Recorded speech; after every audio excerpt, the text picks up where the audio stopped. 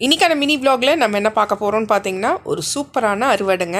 என்னன்னு கேட்டிங்கன்னா ஃபஸ்ட்டு வந்துட்டு ஒரு 3 விதமான அறுவடை இன்றைக்கி நம்மளுக்கு கிடச்சிருக்கு. ஸோ இன்றைக்கி நம்ம முதல்ல பார்க்க போகிறது சின்ன வெங்காயம் தாங்க. ஒரு 1/4 கிலோ சின்ன வெங்காயமாவது நம்மளுக்கு கிடச்சிருக்கோங்க. சரியான ஈல்டிங், எனக்கு ரொம்ப பிடிச்சிருந்துச்சு. நம்ம தோட்டத்தில் விளைய வச்ச சின்ன வெங்காயம் ஒரு 1/4 கிலோங்க, அதை அறுவடை பண்ணியாச்சு. அதுக்கு அடுத்தது பார்த்திங்கன்னா பச்சை மிளகா கொஞ்சம் கிடச்சிது. ஸோ அடுத்தது வந்துட்டு வெண்டைக்காய் ஒரு 3 பீஸ் தான் கிடச்சிது, மற்றதெல்லாம் பூ விட்டுருந்தது.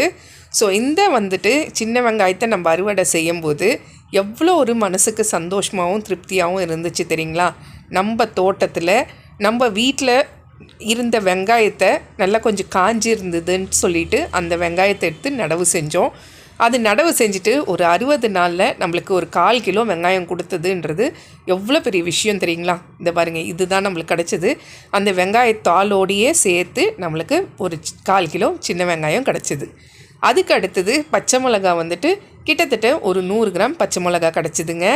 அதுவும் ரொம்ப மனசுக்கு திருப்தியாக இருந்துச்சு. ஒரு வாட்டியும் நம்ம வந்துட்டு புதுசாக எதையாவது ஒரு சின்ன விஷயங்கள் தான், ஆனால் நம்ம வீட்லேயே அறுவடை செய்யும்போது அது ஒரு மகத்தான சந்தோஷம் கூட. வந்துட்டு நம்மளே அறுவடை பண்ணிட்டோம் அப்படின்ற ஒரு திருப்தியும் நம்மளுக்கு கிடைக்கும்.